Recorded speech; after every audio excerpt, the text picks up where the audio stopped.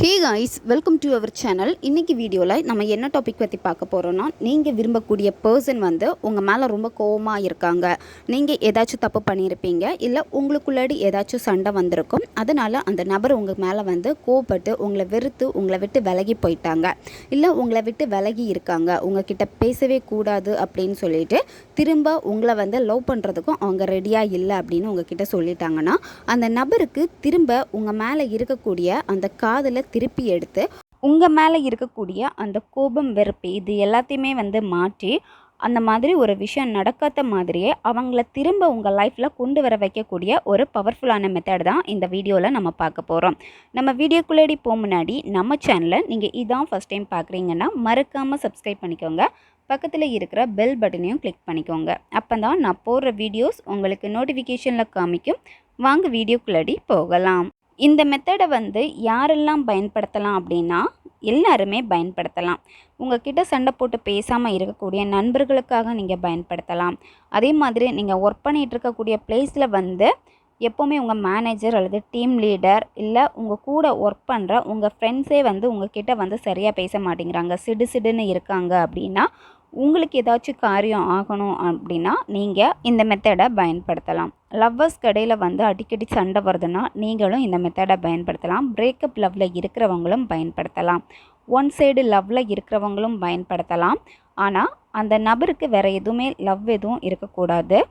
அந்த நபர் சிங்கிளாக இருந்தாங்க அப்படின்னா அவங்களுக்காக நீங்கள் தாராளமாக இந்த மெத்தடை செய்யலாம்.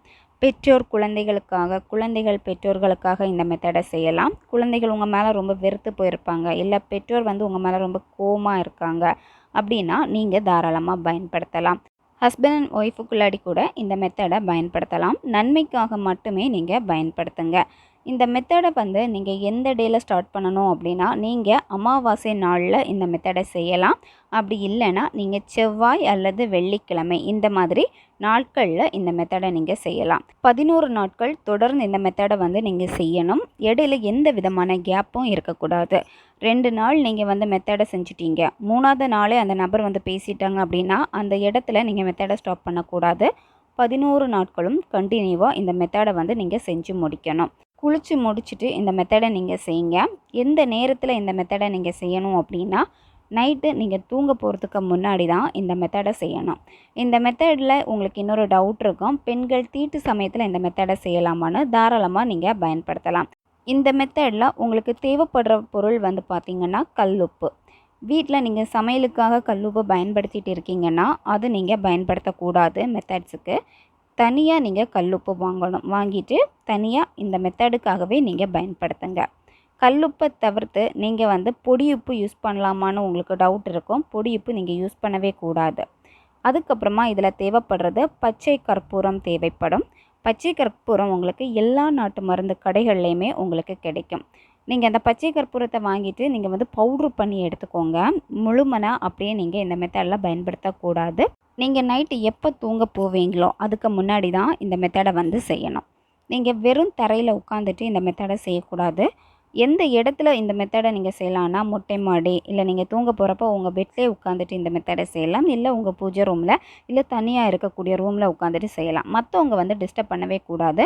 உங்களுடைய கவனம் எல்லாமே பார்த்திங்கன்னா இந்த மெத்தடில் மட்டும்தான் இருக்கணும். அதுவும் ப்ரெசண்டில் நீங்கள் என்ன நினைவில் இருக்கீங்க அந்த ப்ரெசன்ட் லைஃப்பில் வந்து நீங்கள் கொண்டு வரணும். உங்கள் மைண்டை பாஸ்ட்டுக்குள்ளாடியே இருந்து பழைய விஷயங்களே திங்க் பண்ணிவிட்டு இது எதுவுமே நீங்கள் செய்யக்கூடாது. உங்களுக்கு பழைய விஷயங்கள் தான் ரிப்பீட்டடாக நடந்துகிட்டே இருக்குது, என்னால் வந்து ப்ரெசன்ட் லைஃப்பில் வர முடியலை, ப்ரெசண்டில் வந்து கான்சென்ட்ரேட் பண்ண முடியலன்னா நீங்கள் செய்ய வேண்டியது உங்களுடைய மூச்சை கவனிங்க. ஒரு 10-15 வாட்டி மூச்சை மெல்லமாக உள்ளே இழுத்துட்டு மெதுவாக நீங்கள் மூச்சை வெளியே விட்டாலே போதும். இந்த இடத்துல வந்து கொஞ்சம் உங்கள் மைண்டு வந்து அமைதியாகும். அதுக்கப்புறமா மெத்தடை செய்ய ஸ்டார்ட் பண்ணுங்கள். கல்லுப்பு ஒரு கைப்பிடி அளவுக்கு எடுத்துருங்க. அதுக்கப்புறமா வந்து நீங்கள் பச்சை கற்பூரம் வந்து பார்த்திங்கன்னா ரொம்ப ஒரு கைப்பிடி அளவுக்கு தான் எடுக்கணும்னு கிடையாது. நீங்கள் கொஞ்சமாக பச்சை கற்பூரம் எடுத்துருங்க. எடுத்துகிட்டு இந்த கல்லுப்பில் போட்டுட்டு நல்லா வந்து மிக்ஸ் பண்ணுங்கள். இந்த கல்லுப்போட இந்த பச்சை கற்பூரம் வந்து மிக்ஸ் ஆகணும். நீங்கள் ஏதாச்சும் ஒரு ஒயிட் கலர் பேப்பரை விரிச்சிட்டு அதுக்கு மேலே வந்து இந்த கல்லுப்பையும் பச்சை கற்பூரத்தையும் வச்சுட்டு நல்லா வந்து மிக்ஸ் பண்ணி எடுத்துக்கோங்க. நீங்கள் மிக்ஸ் பண்ணி வச்சுருக்க பொருளை வந்து உங்களுடைய வலது கையில் வந்து எடுத்துக்கோங்க. நல்லா டைட்டாக மூடிக்கோங்க. மூடிட்டு அந்த கையை வந்து உங்களுடைய இதயத்தின் பக்கத்தில் வச்சுக்கோங்க.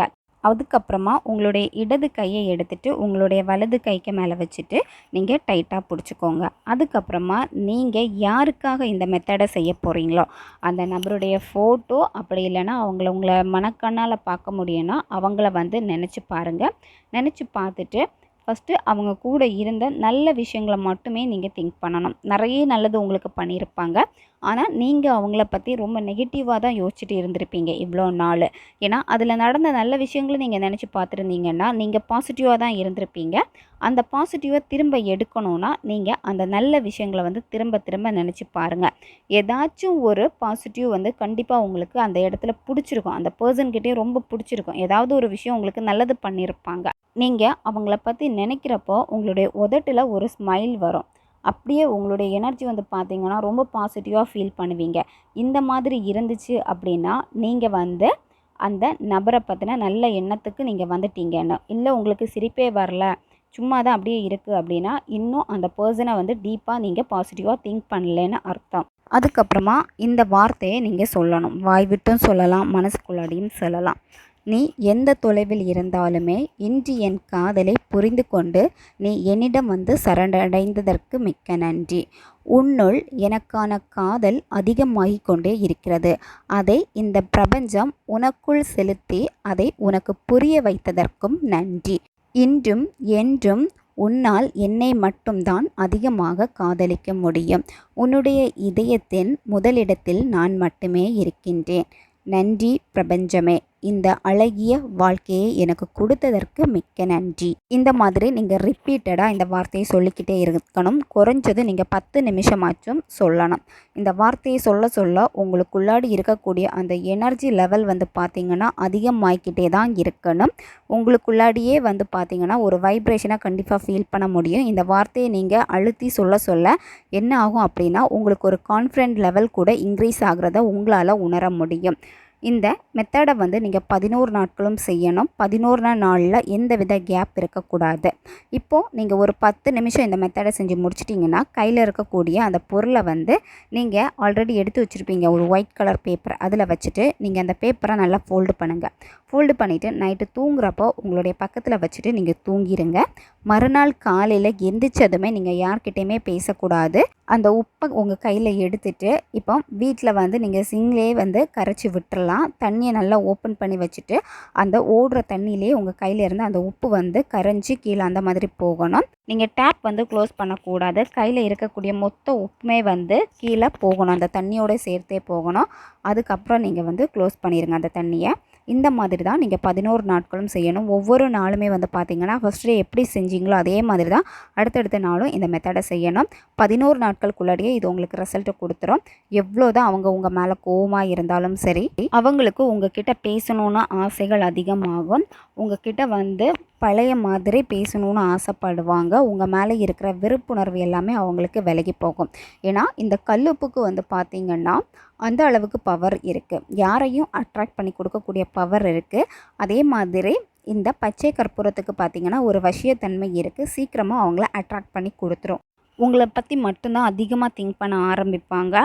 உங்கள் மேலே இருக்க அந்த காதல் வந்து அவங்களுக்கு வெளிப்பட ஆரம்பிக்கும். திரும்பவும் சொல்கிறேன், நல்ல விஷயங்களுக்காக மட்டுமே பயன்படுத்துங்க. தேவைப்படுறவங்க இதை பயன்படுத்தி பாருங்கள். ஓகே காய்ஸ், நம்ம சேனல் உங்களுக்கு பிடிச்சிருக்குன்னா மறக்காமல் சப்ஸ்கிரைப் பண்ணிக்கோங்க. இந்த வீடியோ உங்களுக்கு பிடிச்சிருக்குன்னா லைக் பண்ணுங்கள், கமெண்ட் பண்ணுங்கள். வீடியோவை தேவைப்படுற உங்கள் ஃப்ரெண்ட்ஸுக்கும் மறக்காமல் ஷேர் பண்ணுங்கள். அவங்களுக்கும் இது உபயோகமாக இருக்கும். இன்னும் நிறைய வீடியோஸ் நம்ம சேனலில் அப்லோட் ஆகிட்டே இருக்கும். அதனால் பக்கத்தில் இருக்கக்கூடிய பெல் பட்டனையும் மறக்காமல் ப்ரெஸ் பண்ணி வச்சுக்கோங்க. அப்போ தான் நான் போகிற வீடியோஸ் எல்லாமே உங்களுக்கு நோட்டிஃபிகேஷனில் வந்துக்கிட்டே இருக்கும். நீங்கள் கொடுத்துட்டு இருக்கக்கூடிய ஒவ்வொரு சப்போர்ட்டுக்குமே ரொம்ப நன்றி. அடுத்த வீடியோவில் சந்திக்கலாம். நன்றி.